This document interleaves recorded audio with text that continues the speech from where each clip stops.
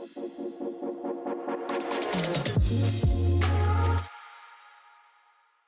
and welcome back to Property-Pxrn Stars, a premium property podcast.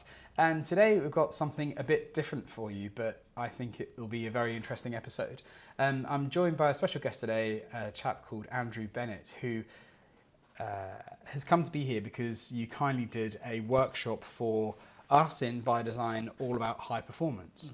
And the funny thing about that workshop was it was a day-long workshop, and this sounds absolutely crazy, but your introductory backstory on that day took about 2.5 hours. And that might sound like Andrew was padding that out in some way, but if anything, you probably glossed over what is a pretty unbelievable life story thus far. And I think that life story has led you into the world of high performance that you work in now, working with and coaching Formula One champions like Fernando Alonso, Olympians, Paralympians, business leaders, and all of your learning from that has taken you to where you are now. And I think that it was probably without that backstory, the rest of it wouldn't have made as much sense or hit with as much power as it did. So today we're going to try and do the impossible. And so our episodes are usually about an hour long. So what I think we should try and do is get through your story, or at least a condensed version of it. Maybe the first half and the second half will talk about high performance. I say that for two reasons. One is because if you did want to just get to the high performance stuff, then you can, you know what to do. But I'd honestly recommend listening to Andrew's story, because the amount of questions you had from the audience when we were sat in this room actually about a month ago was unbelievable. Right, sorry, that was the wrong intro. I'm not doing very well for keeping good time, am I, so far?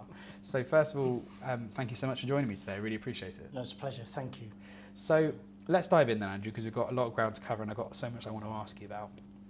So in terms of picking up your story then, I think maybe the best place to pick up is your time in the police.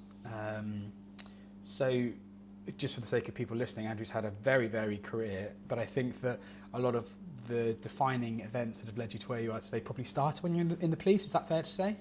Yeah, I did. I was working in Cambridgeshire Constabulary for a few years, and in a good way, bad way, depending how you look at it now. Like you say, it's been the beginning of what has, or partway through the beginning of what has shaped me into who I am today, and kind of how I do things and why I do things. And it's been a lot of learning and a very, very interesting time. But yeah, I was in the police, and I was always wrong place, wrong time. So I would, and literally wrong place, wrong time, to the point where when probationers joined the force, the service, they would come with me if they needed to see a dead body, because it would be guaranteed that on any given day I would be sent to a dead body. So that seeing that amount of trauma, or whatever you want to call it, does have an impact on you, especially when you're a human being with emotions and feelings and things like that. It's really, really hard. And back then, this is sort of 25 years ago, we didn't have the mental health support or the, being a typical man on a, we didn't talk about what we'd seen. We just had to crack on and go to the next one. The problem is when you're dealing with so many, you don't have the time to stop and reflect and talk. And the running joke was that, not a running joke, that's terrible, but in that scenario, you would get sort of 3 or 5 tokens to go and see a sort of psychotherapist or psychologist. When you deal with these horrible things, I was building them up so quick, these tokens, that I'd probably need about 8-9 months in therapy, 24/7, just to spend all the tokens I had to talk about the sort of the horrible stuff I dealt with. And I guess my brain couldn't cope with it, or didn't know what to do with it, so it shut it down. So I was diagnosed with something called dissociative amnesia, and the easiest way of explaining that is that you dissociate by forgetting, or you park it somewhere and then forget about it. And I still can't access that to this day. So that happened when I was 30. Again, doing the maths is a struggle because I remember being at school. But basically, 30 years old, I lost my entire memory. And at the time I was married, my daughter had not long been born, and so I don't remember things like getting married or being introduced to my daughter and things like that. It's really, really hard. And all of your school life, your parents, your relatives, completely gone. It didn't take just the bad stuff, it took the whole lot. The brain didn't distinguish between what it needed to forget and what it shouldn't forget. It just wiped the whole slate clean. So probably at this point, people listening to this are going, hang on. And I think when we did the session together as well, a few people in the audience were saying, hang on, and wanted to pause for a second and say, what? Because it is such a, I can't think of a more useless word than unusual thing to happen to somebody, that you had seen so much trauma that almost as a self-defense mechanism that your brain has said, well, I'm just going to put all of that. I think of it as like a computer when you put it in the recycling bin in the corner of your computer. Yeah. And so would you just tell the story of travelling to the hospital? I remember that really clearly when you told us about that in the workshop. Oh, when I actually went to hospital. Yeah. So I was sat at home, had a very bad headache at the sort of frontal lobe of my brain here, this part here, really bad headache. And I was an athlete by trade, I guess, did a lot of running, and I sat at home and I was like, I need to go to the hospital. So I said to Jo, my wife at the time, I need to go get some help. It's like a migraine times a million. It just felt really, really bad. So, and this was sort of fairly late in the evening, and I lived about 9-10 miles away from Colchester General at the time. So I was like, I'm going to go. She's like, okay, well, take the car, let me know. I was like, I can't drive. I don't feel well enough to drive. And being an advanced driver in the police, I thought it just doesn't feel safe. So I'm going to run. I'm just going to make my way there, which probably at the time you would think that's a bit crazy in itself, but 9-10 miles was not a lot to me. So I just literally just ran to a hospital. And when I arrived, I landed at Colchester General as an unknown man.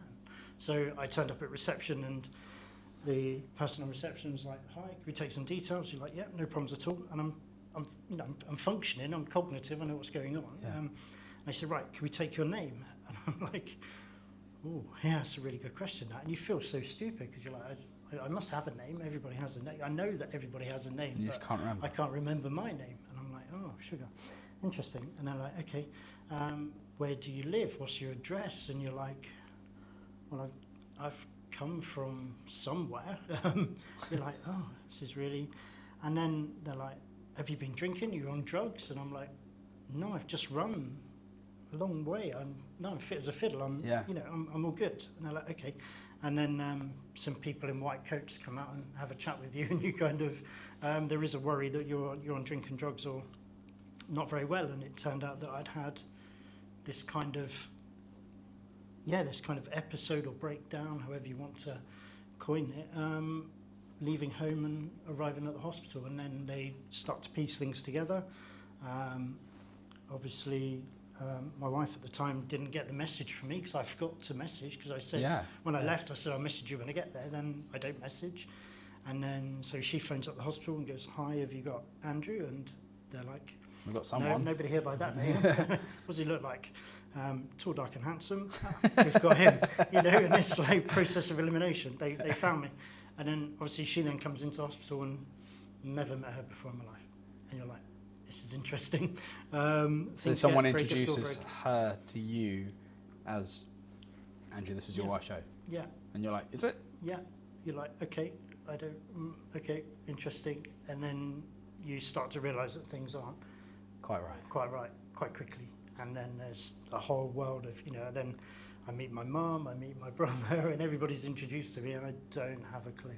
They've all got photos of me. Every family album you could think of, I'm in there. And to this day, is that your first memory of those people? The hard bit is I don't remember that bit, because I had, when I was initially hospitalised, or whatever the word is, the amnesia was so severe that it wouldn't let me retain memory for longer than sort of a day, 2 days tops. So I could meet you today and we'd have a great, "Hi, I'm David," have a pint, great, and then I could come back on Thursday and not have a clue. And you'd remember me, and but yeah, I wouldn't have a clue. And I could walk past you in the street, I could come in here now like it'd be the first time I've ever met you. And so I had that for 2 years. So I had to keep being reintroduced to, if I didn't see them for a day or two, I'd be reintroduced all the time. It's a funny question, because you think to yourself, God, that must be tiring to the point of exhaustion having to do that, but it wouldn't be because you'd never remember it. I guess the hard part would be on your friends and family that would have to go through that process that often, right? Yeah, absolutely. A lot more harder for them than it was for me, because I would just forget and crack on.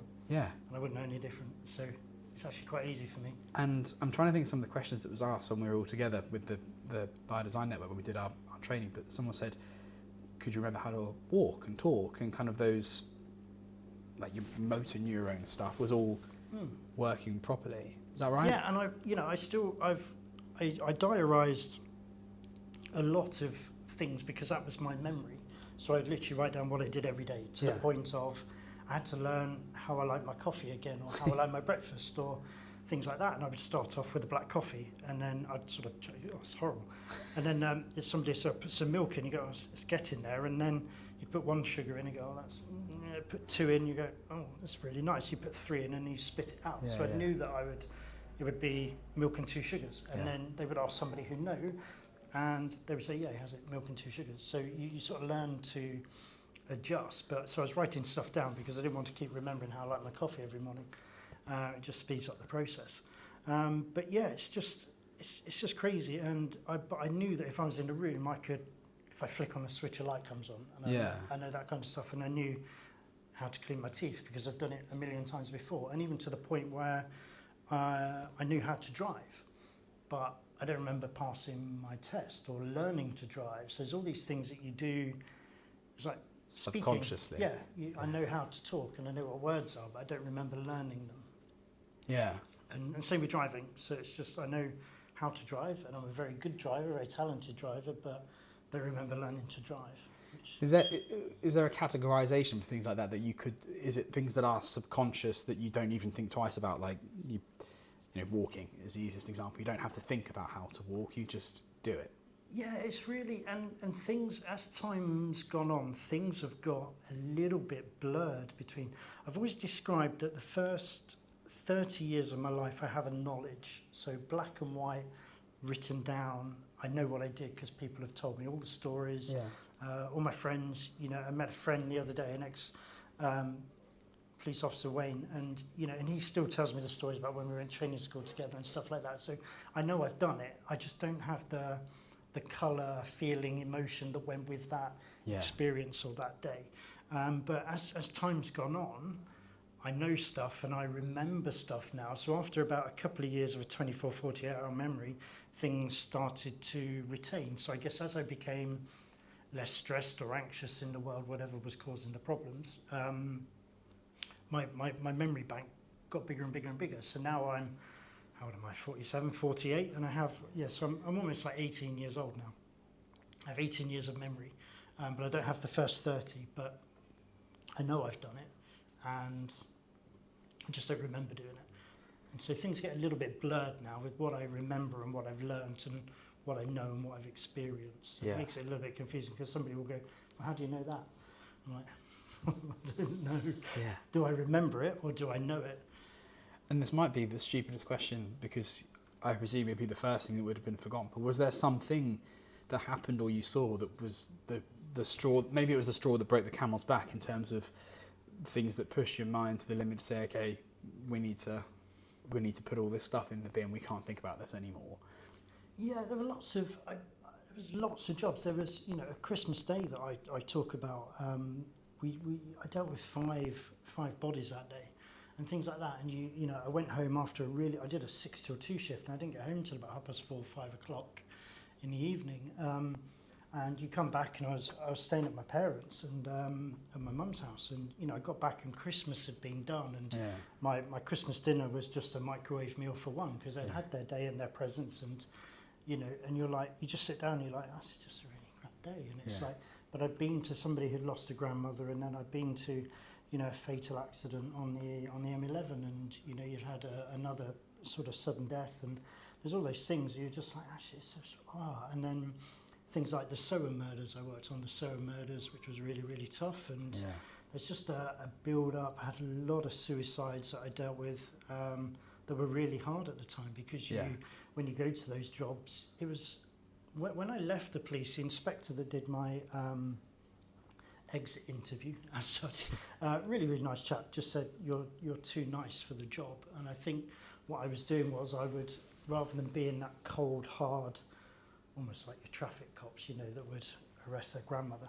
Any traffic cops listening, I apologise. But, you know, they're a special breed of people that do the job and just go home. They're cold as ice, whereas I was probably a bit too fluffy and emotional and nice about stuff. So I would go in and take away that grief with me.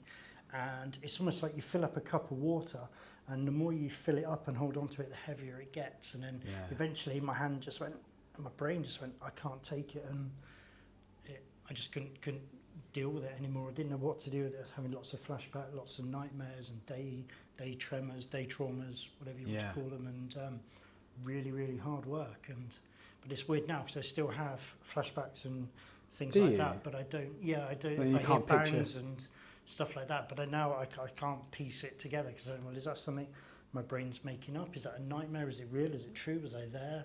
Yeah. It's really, really. It's a proper head mess sometimes. I bet. So something will happen. Something will. It's a bit of a loaded word these days. But something will trigger you, and you think, I don't know why. I don't know why that does trigger me so much, but it does. There must be something you've experienced. Totally. Yeah, absolutely. And it's really, really hard work. And I had a photocopier explode about a week ago next to me. Well, it's 2 weeks ago because it's still not being fixed. But the photocopier went bang, and I almost dropped and rolled because I was like, you know. And then your brain is full. It took me a good hour and a half probably to calm down and to get my so, geez, it was just like, what's all this? What's this going on? It's crazy. So your 24 or 48 hour memory, that's gone now, and you've built up a bank of memories since then. So say 18 years worth of memories. So walk us through, because the things that you've been doing recently have been incredible, and some of the insights that you shared have been incredible, and we'll talk about some of those practical tips that actually the people listening to this can use to understand their customers better. And I know that we took a lot away from it when we did the workshop the other day. So what's the story then? What takes you from being in that position where guys in white coats come out, you can't remember anything? What happens next in the story for you? Yeah, so after that time, I very fortunate in that I could remember to drive. So I ended up going to work for a Porsche specialist, which is probably every young person's dream, every boy's dream, to go work for a Porsche specialist. So that was amazing. And then because I could remember to drive, and this guy trusted me, and he knew I could drive, and I could drive very, very well. So even though I still only had 24, 48 hour memory, but he was trusting me with you could drive like a rocket. 200,000 pound Porsches all day, every day. I'd be delivering them, I'd be picking up customers in them, and we sort of creating our own cars. So we're doing, you know, some developing of those cars, and there's footage of me driving around Brands Hatch with a customer in the car in the wet and trapped in everybody and everything. It was great. And then that led me on to go to work for Porsche itself, which was great. So I had some time testing and developing cars, because I'm like your ultimate crash test dummy. Because I could go out on a Monday morning and write off a, you know, £100,000 GT3 RS, and then on Wednesday I wouldn't remember doing it. And then so they'd give me another car, and I'd go out and do it again. So the beauty is that I explained it, that I could find the limit of the car as opposed to the human being that's driving it, because I don't know what I'm scared of. I don't know what too fast is. You can't remember what the line is because you've passed the line before, but that's gone. Well, but I don't remember. I don't get scared that often because I don't know what I'm afraid of, or should I be afraid of it? Who says I can't do 200 miles an hour? Who says 201 is too fast? So I have this, now I'm very sensible, and I know that I can't jump out of a window because that's going to hurt. So I know that, but when I'm pushing limits of my own body physically or mentally, and pushing the limit of a car, if somebody says, oh, that car can only do 165, I'm like, well, who says? Why can't I get 170 out of it? If we do this and this and this, can I get more out of it? So that's why I thrived in that community. The only thing is I didn't have the yellow and black crosses on my head. But I did crash a lot of cars, and I would go in on a Monday morning and see the wreckage out the front and be like, who did that? Who did that? How did they walk away? They went, you didn't. And I'm like, oh, okay. They're like, let's go again now. What did I do wrong? They said, well, we don't know. It's like, well, let's go find out. So off you go again. And it was great times. And so that was really cool. And then I ended up at Heathrow. So I had a kind of background in the police, background of driving, then kind of got my ultimate job, or one of the best jobs I've really enjoyed is doing VIP royalty driving and VIP royalty driving. So I'm moving celebrities and royal family members around Heathrow Airport in a nice BMW 7 Series, but the problem is I can only do 20 miles an hour because that's the speed limit of the airfield. Yeah. But, I hope you're enjoying this episode of the podcast, and chances are if you're listening to this podcast, then the premium property market is of some interest to you. But how interesting actually is it?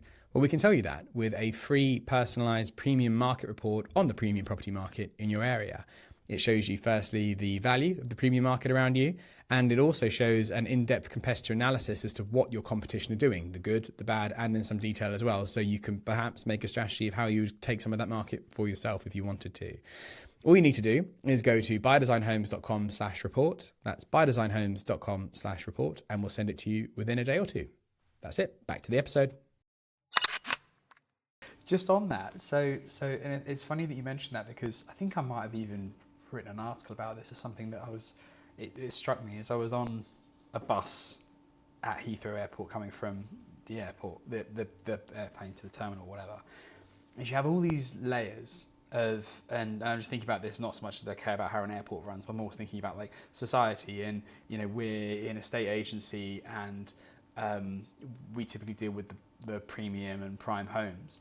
And we just recorded an episode a moment ago and one of the guests said on there, she said, and it was very profound, she says like, the problem is a lot of the agents that work in that premium prime market don't live in it. So it's very hard to relate when we're talking about fees. There could be tens and tens of thousands of pounds. There's an awful lot of money to us, but to these people it can quite often be inconsequential. Yeah. Sometimes, obviously it can be. The thing that struck me about the Heathrow thing was there was the economy people and they're on the bus, and then premium economy had a nicer flight but probably still on the bus. There's business class people, I don't know what they're doing. Then you have first class people, and I think, well, you got to be top of the tree if you're first class. And then I saw all the black BMWs going to this special terminal. I was like, well, no, it's not even that. The people above first class are these people here with this VVIP treatment. But that was you all along. But then there's also another level of that where there's people that will come through the rule suite. So people like Elton John would purely go in and out of the rule suite, and they would have their own, they would fly their own or have their own jet flown onto the pad at the front of the rule suite, and that would cost them a lot of money to hire that just for themselves. Wow. I can tell some really funny stories about those people. But there's a bit of swearing in, it's probably not appropriate. But so you have, I picked up Chris Martin and Gwyneth Paltrow when they've flown back from her 40th and they've landed outside the Royal Suite and you don't even know they've been and gone. So there's another level. But there are, your A-list celebrities, your footballers, your royal family members and things like that do travel on the same plane as you, and they'll come off the plane and they'll go down the steps rather than down the what's the thing called? The gangway, whatever it's called. Yeah, and then all their bags are collected for them and things like that. It's really, really cool. Yeah, that's really cool. It's interesting. Yeah, it's interesting to see the world you never see. And then so obviously well suited to that job because of your driving skills. So what happened to you after that? Yeah, so when I was working there, we had a really bad kind of change management process go on with the way in which we worked ordinarily, and a big part of my memory problem. So I can remember now when I'm at Heathrow. I know that, and but I'm very much a creature of habit, and I'm still to this day. I still leave my keys in the same place, my wallet in the same place, my phone in the same place. I do the same thing, same time every day, and I need that as part of my control, I guess, and my stability in this world. There's still a lot about this world I don't understand and remember, so I sometimes need as much normality as I can get. And so I would do my day, and I would see my daughter Chloe. She's absolutely beautiful now. She's 18, just finished her first year of university this weekend. Absolutely amazing, love her to bits, and incredibly proud of her. And I would see her every other weekend. That would be my routine. That was what I was doing. And then work decided that they wanted me to change my shifts, and I would only do 5 days, or was it 4 on 3 off or something like that. And my brain couldn't compute that change. And that's where I've gone on to do what I'm doing now. I talk a lot about understanding your human being, and the business, the people that employed me didn't understand me as a human being. So they chucked this change in, and I couldn't see anything, and I couldn't cope with it, and really, really struggled, and that was really hard. And then about a month or so later, my brother Matthew then took his own life through suicide as well, and that was really hard. And it's interesting coming today. Those that see my Instagram post today, as I travelled through the station where he took his own life in St Neots. You literally stop at the platform where I'm like, oh, geez, it's really hard, and that shook me up massively, because then I lost a brother that I don't remember, which is weird. I've known him for 30 years, or and he was 30 when he passed away, but I only really remember him for about 2.5, 3 years, or got to know him for 2.5, 3 years, and part of that was 24 hours at a time, so it was really, really hard. Wow. So losing somebody like that then was just really, really hard work. And then, as we say, the story that we spoke about then gets crazier. So I've lost my memory, I've then lost my brother through suicide, and then the stress and the strain of that then caused me to have a stroke. And it was just another way of my brain going, just sit down, just we can't cope, it's just too much. And my brain I had a full left side stroke. It was 2 weeks before I was due to run the London Marathon, which I was doing for Mind, the mental health charity, raise some awareness, men talking about mental health and suicide, really, really cool thing. And I was unable to do it because I was in hospital having had a stroke. Really, really hard. And then, but 2 weeks later, I managed to get to London and walk around that day, but that was really tough. Did like 5-6 miles of walking and absolutely exhausted. But I'd sort of got that just that mindset of I've got to be there, I'm going to be there. And but a year later I ran it really well and ran okay and really, really enjoyed it. And then but because I couldn't drive, that then led me on to my journey into high performance because they couldn't sack me because I'd had a stroke. That's unethical, and HR get involved, and it gets a bit tricky. So I just got redeployed onto a different team, and I went into a change management department. Ironically, process improvement manager is what I did, and then a lot of the cool stuff you do at Heathrow that you have today. So now there's an app when you get to Heathrow, and it shows you the quickest way to get around the airport, whether you're walking. I measured and mapped all of that myself, which was really cool. And sort of smoking area at T4 I put in, because the biggest thing customers wanted was somewhere to smoke because they're nervous. So I put in a smoking area and worked on some really big sort of multi-million pound projects, and it was really, really cool. But then I understood that we would do change management with the security officers, and if I say to somebody, right, instead of doing it like this, you're going to do it like this, they're going to go 2 fingers and sit down. And I could bring Heathrow to a stop just by saying, today you're not doing that, you're doing this. And I go, no. And because they're unionised, they would sit down, and within minutes I'm costing Heathrow billions of pounds. So we learned how to understand a human being instead of the process, which is really, really cool. So, perfect. In 2 sentences, we're almost at exactly half an hour here. So you absolutely nailed it. Really well. This isn't even rehearsed. So, but that is a perfect jumping off point. And just to say as well, like it does, I suppose if anybody's listening to this and wants to understand a bit more about what you've been through and talk about it, or if they're going through things themselves, then I hope it'd be okay for me to point them in your direction, because honestly, what we've done in half an hour there, we took best part of 3 hours over, and the story's somehow even more unbelievable than what you said there. You have been through so much, but then moving from that into the world of high performance is really interesting in itself. And I guess coming from the point of view of understanding how the mind works, you've got to be more interested in it than the average bear, because of what you've been through as well, right? Yeah, you're very very committed, I guess. And firsthand, I've learned what it's like to have loved, to have lost, to have won. I've been an international athlete for 18 years, so I've competed at a really good level. And, I've won races, I've lost races, and I've made mistakes, a lot of mistakes. And a lot of that has come from sort of growing up, and, my mum and dad separated when we were really young, and that's had a massive impact about how I've behaved, how I've acted. And, even recently, a couple of years ago, I get diagnosed with a kind of a personality disorder. And I'm like, actually, that's the best thing I've ever had, because I now make sense of, when I had some therapy once, Mrs. B, if you're listening, hi. psychotherapist, she said to me her job is to make sense of the nonsense. And a lot of my life has not been nonsense, it's been amazing, but it's kind of, it's not made sense in how it's worked, and why does my brain do that? Why can I see that and you see that, and we have two completely different outcomes? Yeah. I was working with people who have done 30 years in a job and have seen 1 million bodies, and they're absolutely fine. Yeah. How's that fair? Why have I lost all of that memory? 30 years, yeah. So understanding how the brain ticks, operates, understands, feeling emotion is amazing. But it really helps me now do what I do, because I can get into people's heads and how they do things much quicker and faster than the average, because I've got the life experience and the science and the learning that goes with it. And that's the key to the success at the moment, really, is just understand you're a human being and you're laughing. So that makes total sense. So with the work that you're doing at Heathrow then, in terms of change and process management there, then how does that progress? What kind of things are you doing? How does that unfold from there? So the great thing about Heathrow is they kept chucking money at me to go on courses. So I kept learning and learning and learning, because my brain, I say it's very empty, because I don't have all the crap and stuff that you carry around. Yeah.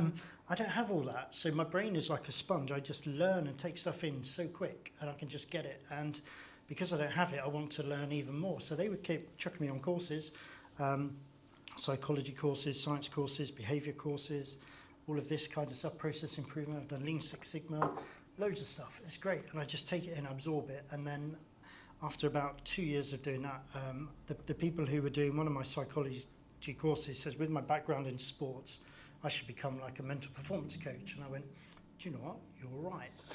Absolutely. So I took all this learning, went on to another further course, and then went, actually, I'm going to quit now. Thank you very much. And set myself up in business. And that's pretty much what I've done for the last 12 years, really, is just taking all of that stuff that they've taught me, which is kind of like when I do my keynote speech, I normally talk about the every cloud silver lining. I'd gone through all of that tough time and all of that hardship at Heathrow, and then just took everything they taught me and went, thank you very much. And I now use and abuse it every day for the better, for everybody else. So, which is really cool. And so in terms of that sports performance then, so what kind of people were you working with in that field? So absolutely everybody from, I always talk about Joe Jogger, but I don't know who Joe is. So from everybody people who want to learn to run, because obviously running is my language, a bit like estate agency and property is your language. You speak a different language to what I speak, but it's, so that kind of world I really, really like, because I've been there and seen it and done it, and I've got lots of medals and trophies. That's really cool. But working with athletes, and it was through doing a running race where I got beaten by a young lad. I turned up to a steeplechase race in Woking, and I finished second to a young lad, Max. Max, if you're listening, love you to bits, mate, thank you. I turned up at this steeplechase race, 2,000 metres, and when I was warming up, I was the only one that was hurdling the barriers. Now, these barriers are 3 foot high, so they're sort of waist height, big wooden barriers. They don't move when you hit them. And I was the only one that was hurdling and warming up, and I was probably being a bit cocky. Now I understand the difference between confidence and delusional confidence. I was deluded, and I thought I can win this race because I'm hurdling, nobody else is, and it's a lot slower. But anyway, the gun went bang, and this lad just ran away from me, and I was like, okay, that's not how the script was meant to go. Ended up finishing second to him, not by much, but enough. And when I was walking back I had a van at the time, it was all logoed up, and I was walking back, and there's 2 lads and this guy, and this I thought it was a dad at the time, so you need some of this mental stuff, your head's a mess. And I was like, that's a really nice way to talk to your kids, or whoever they are. If you're a coach, that's even worse. Yeah. But I was like, okay. And then he said, have you got a card? So I was like, yeah, go have a card and a leaflet. And it's one of those things you think I'll never hear from him again. That was on the Saturday. On the Wednesday, or Tuesday, Wednesday, he phoned me up and said, met you the other day. It's like, great. Can you see my lad? So I said, yeah. So I saw him the following Saturday.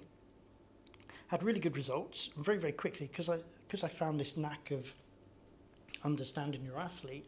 Got into his head really, really quickly, and really good results. And he said, I've got another lad I'd like you to see.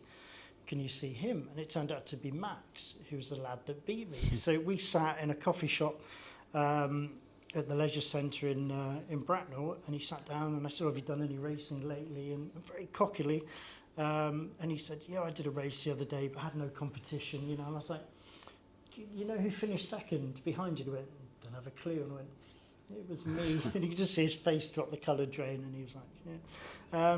But, you know, really, really good guy. And again, had really good results with him. And both Max and James that I was working with went on to win English schools medals and did really, really well. And Max's dad was like, oh, really impressed with what you do, how you do it. Have you ever worked with racing drivers? And of course you go, yes, yeah. And but my philosophy is that it's this bit I'm interested in. This bit, I don't need to know how to drive a racing car. So from the neck up. How to play golf. Yeah, it's just the neck up, because that drives everything you're doing. That bit is what they're good at and what their coaches are good at. Yep. Same with golfers. I don't need to understand how to get a stick and whack it, but if I can get this bit right, I can get the rest of it performing. Go see a specialist coach to get that bit done. Yeah. So yeah, ended up then Max's dad, John, said, I'll send you an email, invite you in for a meeting. I was like, okay. Then got an email from John at McLaren.com. I was like, oh, hello. This is interesting. And then, you know, it was on the, whatever day of the week it was. Then the following week, I got invited in on the Tuesday for a meeting, met a Japanese racing driver who was their test and development driver, Nobuharu Matsushita. We call him Nobu. When you've had a few Guinnesses, trying to say Matsushita gets really, really interesting. So call him Nobu. Really good lad. That was on Tuesday. On the Thursday, I found myself in Jerez in Spain. I had 4 days working with Nobu in Formula 2. He was teammate to Alex Albon, who's now racing for Williams. Yeah. And that just set my motorsport career off, really, and had really good results with Nobu. He got to drive, it was a Sauber, so he got to do a test drive. So he got his Formula 1 drive, which was great. And then the rest, just, as they say, is history. And then my foot was in the door. And yeah, I still don't understand a Formula 1 car as well as I could or should, but the blood and bones that drive it, I've got it cracked. So it's just right place, right time to say yes is the answer to that one. And then it went sort of to the top of the tree in terms of that hierarchy, I suppose, with Fernando Alonso, was it? Yeah, so you're working, so when you're in McLaren, at the time it was Stoffel van Dorn and Fernando were the guys. Fernando was going for the Triple Crown, which is the Formula 1 World Championship. No, sorry, it was the Monaco Grand Prix, Le Mans, 24-hour Le Mans, and the Indy 500. He'd won Monaco, he'd won Le Mans. He's one of only 2 drivers that have won Le Mans the 2 times, or the only time they've driven it, they've won it. Oh, right. Useless fact if you're in a pub quiz. So him and Nico Hülkenberg are the only people to have driven Le Mans and won it every time they've driven it. And the thing that was missing was the Indy 500. So you get to work on the project to bring in like the Americans and the British together, because they don't meet, and then they come together sort of 2 weeks before we go racing, and doing all the psychoanalytical stuff and getting all the psychometric testing done, understanding how all these human beings tick and operate without actually meeting them, so that when they hit the ground running, it's like if you're building a team, if you're bringing a group of people together, you know, like the 17, 18 people we had in this room the other day, you know, you can very quickly understand how they tick and operate and bring them all together so they gel and hit the ground running, because you don't want to be wasting any time going, you know, hi, I'm Andrew, hi, I'm David. Yeah. I like my tea like this or my breakfast like this. You just hit the ground, go, you speak the language, and away you go.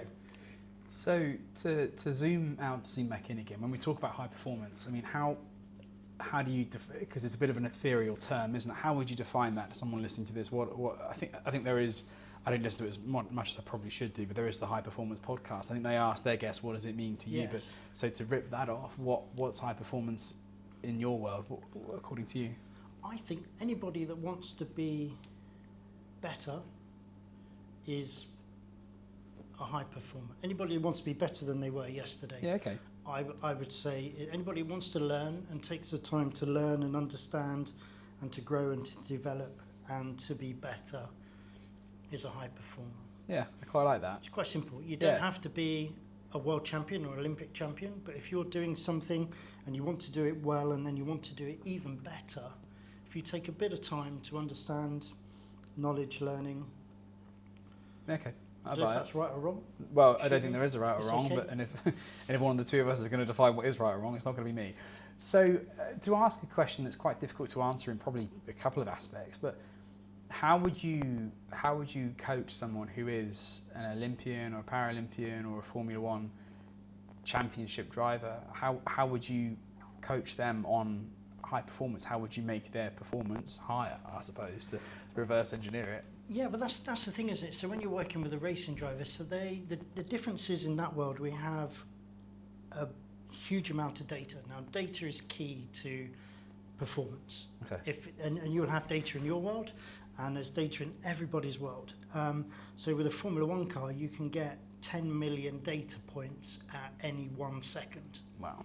And if you can get your head right, that's just a lot of data. That's a lot of lines and graphs and pretty colours. But you've got to understand what bits of data you need that are going to benefit the right person at the right time at the right place. So, you know, when you're going into a corner, there's so many variables that can impact that corner that if they then get that corner slightly wrong, it can take 2 to 3 corners to get back on track. So if you can understand all that data and how they can make it, but also reset them really quickly, and that's been the other exciting bit about what I do is if somebody makes a mistake, it's resetting them straight away. Because if you're on the golf course and we've all missed a putt, it takes you probably 3-4 putts to get you because your brain's just going, effing and jeffing to yourself, and you're missing it. So if you can miss a putt and go, I'm back on it, you're laughing. I heard something the other day, and it might have been even an Alex Hormozy saying, and he was talking about resilience. And saying resilience is how, I'll butcher this no doubt, but how quickly you can get back to standard performance after a setback. Be that a big setback or a small setback, how quickly you can not let that write off the rest of your day, hour or week, whatever it might be. Your ability to bounce back to standard performance after that. Yeah, and I think when I was here the other day, I normally use the analogy of a plastic ruler. So if you get a plastic ruler and bend it, that's when you're being tested and pushed and to your limits. How quick you get back to that normal straight ruler is resilience, but sometimes you don't quite go back to the same place because that trauma or whatever you go through, that mistake, will impact you. As long as it impacts you for the positive. So let's talk about that for a second then. So what advice would you give me on being more resilient then? How could I, because I think that's good for, you know, everyone has advances and setbacks all the time, big, little, small, whatever. What sort of things can I do? What practices can I put into my daily routine to help me be more resilient after a setback? So I'm going to let's just take an estate agent. Maybe they'll come from one valuation appointment that doesn't go very well. How can they snap back, as the ruler would be, for their next one, that they're back on form quickly? Yeah, so there's a phrase, I can't coin it as my own, but there's no such thing as failure, only feedback. So if something goes wrong, it's not that you failed or you've lost a listing or you've lost a deal, or there's feedback in there, there's data in there that you can get out to learn from to make sure that it doesn't happen again. Because if you keep making the same mistake over and over, that's just stupidity, that's not good. So if you make a mistake, that's fine, put your hand up. And if you're in a world, you know, where there's a team or a business, you need something called psychological safety. So you need to be able to make a mistake without fear of losing your job or reprimand, or, you know, there's no bullying, there's no mocking. You know, I've made some phenomenal mistakes in my life, but as long as you put your hand up and go, I've messed up, and you learn from it and you do it again, don't do it again, that's the way forward. So take the data, take the learning and get feedback, listen, what did I do, what didn't I do, how could I do it better, faster, quicker, cheaper, what have I got to do? But learning is the key thing to bouncing back, otherwise you're going to keep making the same mistakes, and that's not a good thing. So maybe leading on from that then, so how would you create a culture of high performance personally within yourself? And quite a lot of people that listen to this would be working in a variety of sort of environments. Some people are just primarily working on their own, some people are working within teams, but so I guess a common denominator is we're all on our own at some point. So if you are working on your own, how would you create your own high performance, I don't know whether you can call it a culture if it's just you, but how can you foster more high performance in your own life? Yeah, there's two things for that. So having worked, with some of the most incredible human beings and sports people and business people in the world, I've created my own high performance model off the back of that, which we shared at the group. So in a nutshell, you have your language, your attitude, and your behavior. So those three things are the individual human being. So language, we have three types. You have the speaking that we're doing now. You have your internal language of how you talk to yourself.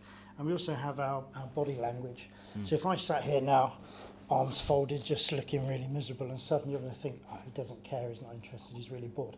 Actually, I'm just a bit cold, but it's okay. But your body language gives away so much. So how you talk to yourself is how you talk to other people. So if you have a really bad mindset, I think Linford Christie used to talk about PMA back in the day, positive mental attitude. So if you think positively, you're going to talk positively to other people. If you're thinking it but not saying it, your body language talks for you. So if you're thinking badly but don't say it, your body language is going to give that you don't care and you're not bothered. So your language is what drives your attitude, which is your mindset of how you approach things, how you do things. And then your behaviours are kind of the actions of that mindset. So if I'm thinking really, really bad things and my mindset is, I can't be arsed, I'm going to be mucking around like I was at school. I wasn't interested, so I'd be throwing paper aeroplanes or making noises and tapping and really annoying the teachers. So those three things, your language, attitude, and your behaviour, are then what affect your culture and environment. So when you turn up to somewhere, to work or to play, to school, whatever it is, that individual then can affect that. And we talk about mood hoovers, the people I've had a great weekend this weekend, and you go to work Monday morning and then, Karen comes in and, it's like, you're like, and your whole body just drains and they just suck the life out of you. And they can just affect an environment really, really quickly. And if you've got that constant negativity, that affects the culture of the business and the place you're in, and that then affects your performance, which ultimately affects your results. So if you're going into your estate agency or wherever you work and you've got, Karen and Jeff who are really miserable, you're gonna, as soon as somebody walks in, they're gonna feel it. They're gonna feel that vibe, and they're gonna see the bodily language, and they could walk in and they're not even gonna look up from their computer, and then it's going, oh, here we go. It's like Kevin and Perry, isn't it? The teenagers, it just really impacts everything. So yeah, language, attitude, behaviour are yours. You own that, and then what you bring to the party of your culture and environment are what ultimately affect your performance and your results. And then we use that, as I explained, we use that two ways. So to create high performance, you've got to start with how you think here. And then if you're not getting results, so at the other end of the spectrum, you're not getting results, well, is it a performance issue? Is it a psychological thing, or is it a physical thing? Is it the culture and environment you're in? Is it your attitude, your behaviour, or your language? And 10 times out of 10, if you're not getting results, it comes back to how you talk to yourself. That's kind of my Haynes manual of the brain, really. And right back to the start of it is how you talk. Okay, so just one quick one on that, because I appreciate I'm properly grilling you here today to go through so much content and so quickly. So with your internal inner monologue, whatever you want to call it, what can you do to improve that? To improve, I always think, would you talk to somebody else how you talk to yourself? And the answer is probably not. So it's just that, Jerry Springer, where he says at the end of his show, be kind to yourself and each other. And he's right, you've got to be kind to yourself. If you make a mistake, we're our own worst critic. So if we do something wrong or something doesn't go right, we beat ourselves up, something brutal. And we probably, you probably don't need to be that harsh. As long as you learn from it and make it better, you right your wrongs, become a better person, become a better human being, that will affect everything. So it really is as simple as talking to yourself nicely, which sounds really, really simple, but it is really simple. So just think, before you say something, think, would I say that to somebody else? Because you'd probably get a punch. And that's not good. So why would you talk to yourself like that? One of the things that we went through on the workshop that you put on for us was about how we can understand our customers better, and our customers being shorthand for other humans, I guess, but how what kind of strategies or kind of frameworks we can use to understand them better, and then we can understand them better, we can relate to them better, and hopefully come away with a better outcome for our businesses as well, and the different types of people that there are. Would you mind expanding on that? Yeah, so as people take in information and data very differently, but there are kind of four, they're called representational systems. So people take in data and information through four senses, okay? Now, in my world of athletics and racing cars, I don't worry too much about the smell and the taste, because I don't want people going around sniffing sweaty trainers or me. And you certainly don't want them going around licking and tasting, because that's just wrong. So we don't do that. But what we do is people take in data through visual, seeing, auditory, hearing, kinesthetic, which is a really big word for feel and touch, and something called AD, which is auditory digital. Now, AD is almost like your internal processor. So people will take in that information through one of those ways. Now, they take in all of those senses, obviously, unless they're blind, then they can't see, so the visual's removed, or if they're deaf, they won't be able to hear. But generally, we're taking a little bit of everything, but we do have a preferred system that we use. So mine is, I'm very kind of look good, feel good. So I need to look good in order to feel good. So when I go to somewhere, I always like to dress really nice and the feel of my kit. And I used to be running lots, so I used to have the latest kit, so I used to look good, and that made me feel good. And the kind of the feel of things as well, just how the pace is feeling, how my lungs are feeling, how my body's feeling, helps me run faster. But people, so in your world, when people come in to view a house or look at a property, if you can tap into how they do that, and if you listen to what they say when you ask them a question, so somebody that comes and goes, oh, I can see myself I can see myself living here. Well, they've used the word, I can see myself. So visually, they can picture themselves. So what you want to do is tap into the visual. So how does this look to you? Could you see this? Can you see this? What does this look like? And things like that. And people, oh, I could feel, this feels really nice. This feels really comfortable. Oh, so could you feel yourself living here? Could you, what does this, how does that feel when you sit at the breakfast bar and you're watching, this and this? So listen to the cues that are there, because like I say, the data's there. You've just got to tap into it. And, so people that are very auditory aren't going to want to live next to the railway station, because the train's going to drive them nuts. So just tapping into things like that, what language they use, because again, it comes back to language, attitude, behaviour. And if you can tap into that really, really quickly, you can then sell to them quicker, because you can tap into their systems, and away you go. Now, I've got a very clever sort of 5-question questionnaire that I created that means I can tap into that in 5 questions. So I can literally give you the questionnaire, tell you how you tick and operate, and away we go. And that's how you get into human beings quicker, because if I can tap into, again, it's knowing your human being. If I know how to get inside your head, as it were, could fix you better or make you perform better. Could listeners to this access those 5 questions? Are they sort of the questions that you can ask, that they could ask a homeowner when they're in the living room? Are they those sort of questions, or are they a bit abstract? Give me an example of one of the questions. It's one of them is, oh crikey, I look at this stuff every day now, I've forgotten. One of them is like, how easy do you find it tuning into a radio? Now, we don't do that so much with DAB, but when you're kind of touchy-feely and things like that, and just trying to get that station just right with a crackle, sort of in an argument, is it the sound, is it the shouting that puts you off, or is it how it makes you feel that puts you off? Things like that. So it's that's really interesting. how you see the other person behaving. So things like that. So the questions are very clever, and you can't trick the questions either, which is even better. So but it just tells me how people tick and operate, and if they're visual, auditory, kinesthetic, AD.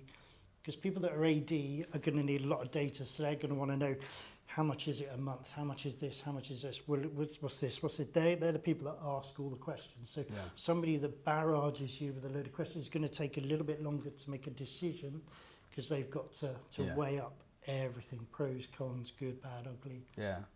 I remember you asked a question, maybe it was one of the ones, and then maybe it was just one that you made up on the spot when we had the workshop. You said, I said we're all going to fly to Ibiza this afternoon. And I remember that thing where you said, like, oh, the AED people will be wanting to know, how are we going to do that? What's the flight? Where's the hotel? Where are we going to stay? How are we going to get the transfer? I was like, that's exactly what's going on in my head. I have myself nailed as that when you said that example. That's why as a business owner and entrepreneur, you do what you do, because you need all that analytics, you need data, you need information. Whereas somebody, I'll be like, great, let's go. So leading on from that, one of the things you did, which was quite interesting, and you might need to explain this in some detail, people that are listening to this rather than watching it, but is how you can spot a liar. Oh, yes. So one of the good things about being in the police, you do get introduced to a lot of people who aren't going to be very forthcoming with the truth. So you can catch, it's quite a good way of explaining. Yeah, that was a good way of it, So you can catch a robber in a car that isn't their car because all the wires are hanging out where the keys normally go, and they're wearing black and white stripes and they have a bag of swag. Now that person will swear blind that that is their car and that is their bag. And we used to have a saying where we know you're lying because your lips are moving. Yeah. But so one of the things we use is body language is a really good thing because you get so much of that, and also your eyes as well tell so much of a story. So there is something that we use called eye access cues, which you can tell whether if somebody is creating a memory or if somebody is also not creating but is almost sort of recalling a memory, or they're trying to create a kind of a memory or a story to fit what you're asking them. Recollection or fabrication. Yeah, absolutely. Yeah. So, and it's quite difficult to explain, but it is mirrored. So when you're looking at somebody, if somebody looks up to the left or looks up to the right or looks down. So let's go through it then. So say you're looking at me. Yeah. And if I look up to my right, say. Yeah. What would that mean? That would be that you're not telling the truth. Okay. Because you're trying to recall something up to you're trying to kind of go into a part of your brain where you know enough about something that you can almost piece together a story, a journey that would look like it's okay. I'm trying not to do that now. And if I'm looking to the left, my left, this is? You're recalling a memory that you have done. That you have been there, done it. Any other notable directions for eye access cues? So also when you're talking about to sort of back up a story, people will, if you're clever with your questioning, and that's a good thing about being a detective, is asking the right questions to get the right answers as such. So it's around, people can recall what did they hear, what did they see, what did they feel, and those parts are kind of stored in different parts. And is that why when your eyes go to certain places? So sometimes you go to the side, it's because you're listening for an auditory side of things, or you're trying to get a feeling side of things. And some people will just look down and go, no comment. Like, that's not like you can do with them. Which is really, really hard work. Okay. Yeah, but then you get other things like DNA and all kinds of stuff comes into it, and you can catch them with other means, or CCTV. Everybody's got a Ring doorbell these days. So that part doesn't help the estate agent. That's right. Good. Okay. So, do you know what? We absolutely smashed this timing. Currently, we might have pressed record a minute or two early before we actually started the conversation. We're at 57 minutes. So, two things. One is that I have one ridiculous. I can't not do it now, but there's been so much good stuff in that my ridiculous novelty closing question seems absolutely preposterous. But so we're called Property Porn Stars, and everyone has a porn star name, whether they know it or not. And we don't have a rank per se, but we've had some absolute belters and some terrible ones. So you can't get away without answering yours. So your porn star name is made up of a combination of your mother's maiden name and your first pet's name. So my mother's maiden name is the same as my name, which is Bennett. That's quite a normal one. And yeah, you're going to remember the first pet's name. I genuinely can't remember my first pet. So well, do you know what? Out of all of the guests, I think you've got a good excuse for not having remembered your first pet's name. So we'll let you off the hook of that one. Really, you got away with it. Yeah. Well, no, it's not. I don't.